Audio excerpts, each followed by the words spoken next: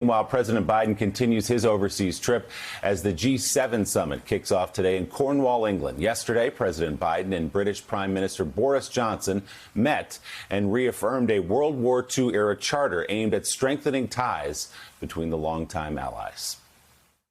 It's wonderful to listen to the Biden administration and to Joe Biden because there's so much that they want to do together with us, from security, NATO, to climate change. And it's fantastic. It's a breath of fresh air. Prime Minister Johnson and I had a very productive meeting. We affirmed the special relationship, as is not said lightly, the special relationship between our people.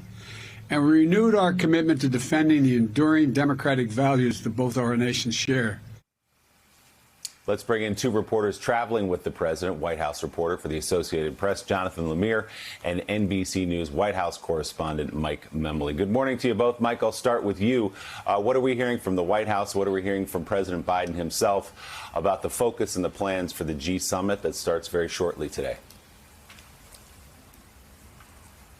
Well, Willie, so much of the buildup to this trip, the first trip abroad by President Biden since taking office, has been about the final stop, of course, which is that meeting in Geneva with Russian President Vladimir Putin. But what we are going to see today when the president meets with the fellow G7 leaders, and what we saw a bit of yesterday as well as he met with Boris Johnson, the prime minister here in the UK, was a really important reestablishment of the U.S. relationship with our Western allies. Now, you remember the president, when he arrived here, reiterated something we've heard a lot, which is America is back. And one of the big questions our key allies are asking is, yes, but for how long?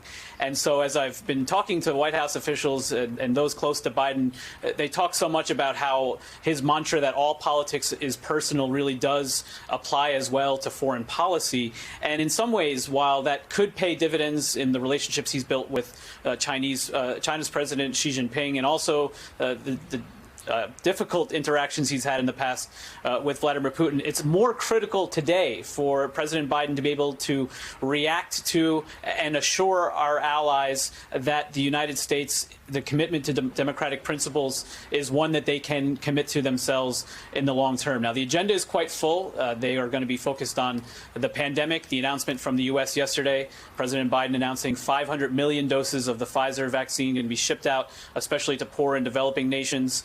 Climate is going to be a big focus, especially tonight when we see the leaders dine with members of the royal family, including the Queen. She will be a late addition to that party as well. But a focus on what the president has been talking so much about, which is a foreign policy for the middle class, the economy, the president seeking to bring Western allies on board with a global minimum tax that would be regardless of where a company is headquartered, and to ensure that they're paying at least 15% tax to the countries in which they do business. It's part of what the president has tried to assure our allies is in their interest, which is to build a strong middle class, which is the foundation of a strong democracy. Mike, it's tempting to look at these global conferences and think nothing really ever comes out of them, right? And after 4 years of Donald Trump, the world was sort of put on pause. Is this going to be different this time around? Do you think we're going to come out of this G7 meeting in Cornwall with actual real changes on issues like climate change, on issues like how to deal with Russia, China and cybersecurity, and particularly on the pandemic? In a sense, after the sort of disruption of Donald Trump, is the world now really ready and waiting to take action again to make things better? This has been a critical focus from the U.S. side ahead of the summit here, which is you need to be able to provide tangible results. You need to be able to show that democracies can still get things done. And that's why the U.S. commitment of 500 million doses of the COVID vaccine is being matched. In fact, there's going to be an announcement of 1 billion doses overall by the G7 countries being shared. They want to see even further steps toward a strengthening of the Paris Climate Agreement. That's going to be a part of the discussion here.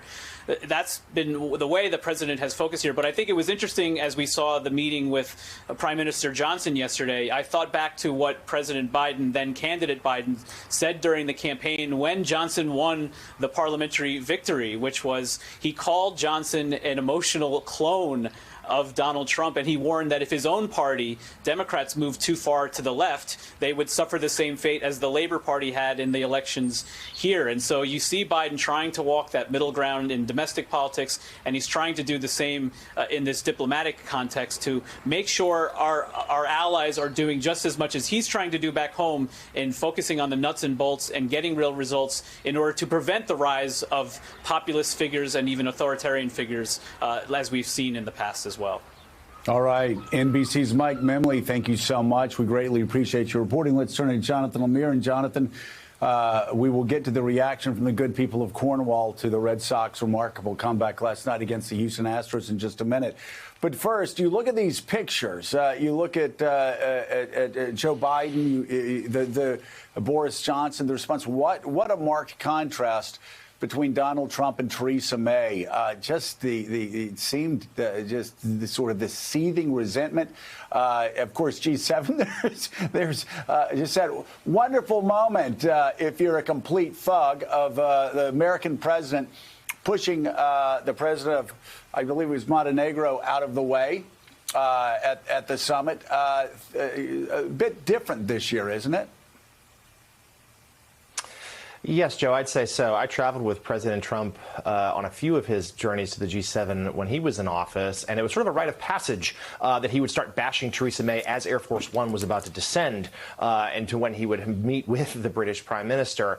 He obviously had a better relationship with Boris Johnson, and that shadowed this event. We know that President Biden was very critical of Johnson in the past. There was, certainly some tension, and that still exists, some differences of opinion on how the Northern Ireland issue should be handled here, but that was all set aside yesterday. It was real warmth between the two men, both sides really stressing common ground, not their differences either personally or politically. We even had President Biden gift Boris Johnson a bike and a helmet, since the two men share an enthusiasm for cycling. But they renewed this Atlantic Charter. They announced a working group to reopen travel between the two nations. As Mike mentioned, who, by the way, has a much better backdrop than I do, their commitments to the vaccines for the poor parts of the world. So this was yesterday. This is obviously one of the United States' closest, most enduring alliances, and we know how much Joe Biden believes in that and needing to show that the U.S.-UK alliance is strong as a linchpin as he tries to get the West moving together to prove that it can compete with authoritarians around the world.